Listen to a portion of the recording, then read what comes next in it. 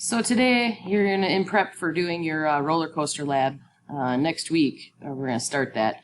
We're going to do a roller coaster research activity today. And so what I want you to do is I want you to review some terminology that we can apply next week to some equations and things of that nature. So this particular assignment is linked into Google Drive. So you're familiar with that from earlier this week.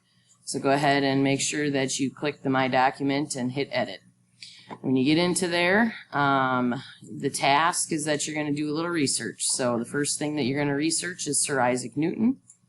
And then you're going to research the 3 laws of motion that he came up with.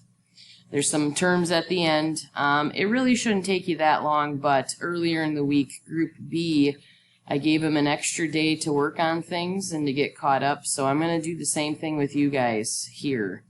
So once you're done with this, you're done for the for the week besides attendance, but you also want to make sure that I'll be following up with some emails for things that I don't have. So get this complete, please, and then don't forget to go back into the assignment and click Submit when you're done. All right? And I will have a good weekend, and I will see you on Monday.